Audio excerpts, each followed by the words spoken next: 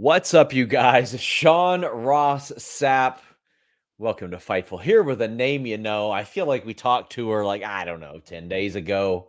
And Uh-huh. now here we are after she had all that stuff she was talking about, keeping her ear intact and all that. Uh, as if we got Jordynne Grace. You saw her at NXT Battleground. You can see her every Thursday on TNA Impact, which is now also on the TNA Plus app. You're going to see her this weekend at Against All Odds in, how do I pronounce it? Cicero? It's outside of Chicago. Cicero Stadium. There you go. By God. And also tapings this weekend. You've been up to some stuff. How you been? I'm exhausted, to be honest. I would imagine so. Where are you right now? So I didn't sleep last night because I had to get my ear stitched, and then I had to go to the airport at like 3:30 in the morning. Right now I'm outside of San Francisco because I'm doing motion capture Monday, Tuesday, Wednesday, Thursday for the My Rise video game. Ooh. What can you tell us about that? Um, I'm doing it this week. Today I played JC Jane and Chelsea Okay. Green. Now, Um, that sounds like something that I would like to witness. Is oh my your God. best I was Chelsea such a Green? good Chelsea Green. You should have seen me. Oh my I gosh. was so good. They made me laugh like Chelsea, and I was incredible at it. I was like, Did oh my God, you're so funny. I was good. I was good. a little bit of a height discrepancy there between you No. two. No, we're the exact same height. Slightly. Slightly. I will say this. My wife asked how tall you were yesterday, and it led to us measuring her, and she discovered she's an inch taller than she always thought she was. So, like, you're her favorite person now as a result of this. Oh my Uh, God. You know how but hard it is? You know how hard it is being a 5'2" powerhouse, Sean? Like, it's Yeah, hard. of course I do. That's what I've made my career off of. So, yes, I do. But yes, NXT Battleground. I heard wonderful things backstage from people in WWE in NXT. One of those things that happened backstage was this skit with Shawn Michaels and Sexy Red. I would love to hear how that all came together.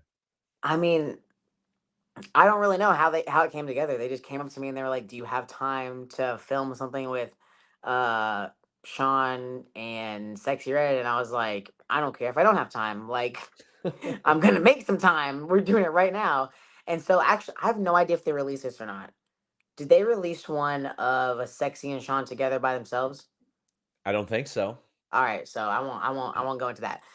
They filmed something by themselves first that if I hope they release it because it's hilarious. But afterwards, they took us like some weird kitchen area, and then the guy was just like, "Yeah, so we just have 3 lines for y'all to do."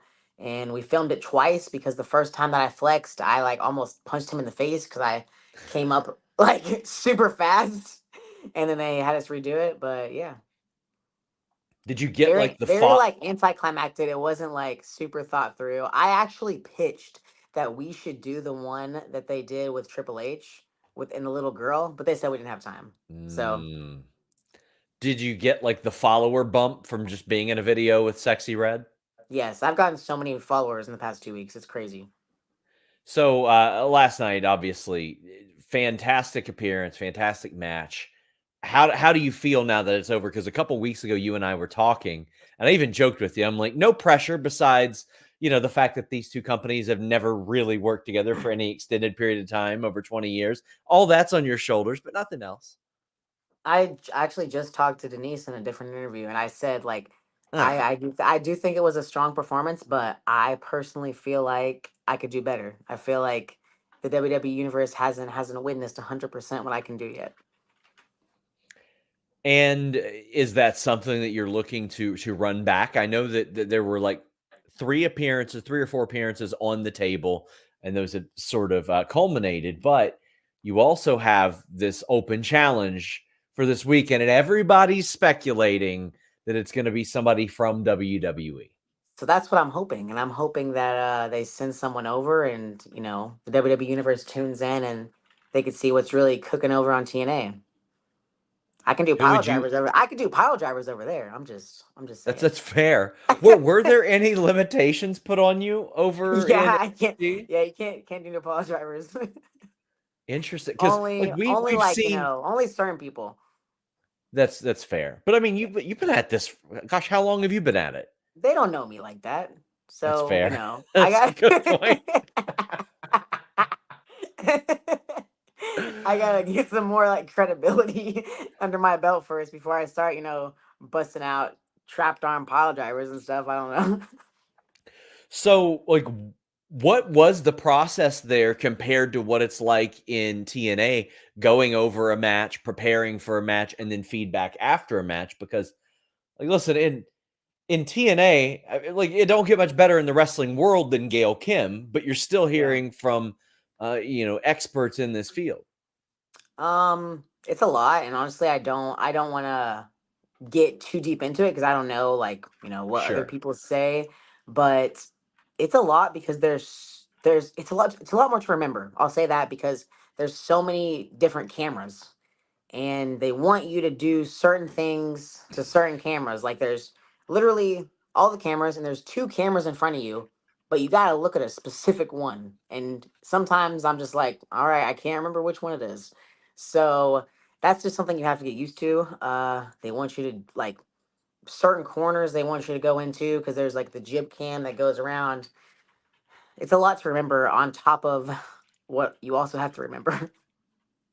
What did it mean to you to see John there, to see Gail there, to see Anthony and Ariel there as well? Like a lot of these people, one of which you definitely expected to be there. I'm pretty sure that John let you know he was going, but also the support from top of TNA and Anthem. So Gail, I didn't know that she was coming until like the day before because I just didn't know like how she felt about it. I told her that I wanted her to come, but I understand if she couldn't or she didn't feel comfortable, and I'm just really glad that she was able to come and support me. So that was really special to me because I feel like she probably put a lot of personal feelings aside to be there to see me. And the Impact executives, Anthony and Ariel, actually flew in and out the same day to come and see. So it was really cool. I'm grateful to have that kind of support. And the thing is, like you mentioned, how much that meant to you. Like seeing Gail Kim at a WWE event meant a lot to a lot of people because she inspired an entire generation. Yeah, it was funny because I don't think she knew that someone had taken a picture of her and posted it. I don't know if she wanted to be seen or not. Sure. I don't think she wanted to be seen on camera at all. But fans are fans. So it's just funny because I saw a lot of memes about her and I was sending them to her and she was kind of cracking up. So So you lost your earring again.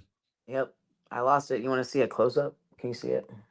Oh my God. We had the conversation a couple weeks ago, and you were like, "Ah, no big deal. I just popped that thing back in." Hee hee ha ha. Not so much now. I should have knocked on wood because that it was bad. Like it was ripped all the way through, and I'm sad. I'm really sad about it. I'm really sad about it actually. So what we had heard was that they were like, "Should we get medical to check on it?" And then they looked at you and they're like, "Looks like she's all right," type of thing. Yeah, So because they were like, "Oh, you're bleeding. Are you okay?" And I was like, "I'm fucking fine." Like I was mad. I was mad and upset that it happened again. Like I wasn't hurt. I wasn't trying to stop the match. I was just pissed off. And so I didn't even know there was like considerations to stop the match. Oh, I would have been livid. But yeah. well, I don't know if they were planning on stopping it or just checking on you. Okay. I don't know Well, if they had like a spare ear on deck or something. Like, after, I don't know didn't if that's know I something didn't they know how do. bad it was until I got to the back, and they were like, "Dang, it's all the way through." And I looked in the camera and I was like, "Man, that sucks." I saw it was like on her stocking again. Like honestly, this makes me want to ban fishnets. Like I don't feel like I should stop having to wear earrings. I feel like we should ban fishnets. You know what? I agree with that. I remember like in MMA grappling days, people would wear like basketball shorts and you would get like a finger stuck in their pocket and it would rip out of your socket and all that stuff. I agree. It's more on the offender than the offendee here. So you know what? I got to side with you on that one. Hashtag ban fishnets. I agree. What was it? What was it like in the UFC Apex, by the way, which is something they had never done before? And You know what the coolest thing was actually? They have like a gym. So you can yeah, get like a full-on pump before you go out for your match. you don't have to run over to Cesar Bononi's now. Yeah, I don't have to use my bands. I was just in there like going to town doing a 200 curls before I went out there. Well, you mentioned how Moose dropped a message to you. How many people have you heard from since then? Like, hey, what's going on? What's going on over here? Moose was mad about me saying something about that, so I can't talk about Moose anymore in interviews. But yeah, I haven't really. I mean, some people have reached out and was like, "Oh, this would be really cool if like basically just telling me like who they would want to wrestle." And I'm like, "Well, you can't count out anything because this is proof of that. Like anything is possible in wrestling right now." Oh, the Wes Lee thing seemed pretty heavy-handed the other night, and everybody's like, "Get the rascals over there." I There's mean, like, I agree with you. yeah, and I mean, I heard that WWE was open to using members of the rascals again and Yeah. stuff like that. That makes me happy. But this weekend got a big TNA show, got a lot of buzz going on right now about the open challenge, the mystery opponent. Do you foresee this going on past that, or do you think it is a well? Okay, they saw how NXT Battleground worked. Let's make sure assuming it's somebody from WWE, we'll assume that it is. Do you think you got to get past this one too before they sort of reassess things? That's a good question. I think this one is important too, but I think the one there like in front of their faces was probably the most important one. And I think that I did well enough that we're going to continue on with it. And there's so many cool things that could happen. Like you just said, the Rascal stuff. I feel like that would be like such a natural lead in, right? And just off the top of my head, I know this is completely like off the wall, but I really want to see like Naya versus Jessica Havoc. Like Yeah. I feel like that's such a cool matchup. Those are two girls that you don't like. They have the same style, the same body type, and I feel like you wouldn't see that anywhere else. Well, now we got to see you and your twin Chelsea Green team up. Oh my god. Like, I want to wrestle with Chelsea again. I love wrestling her. she just does all your moves, you do all her moves.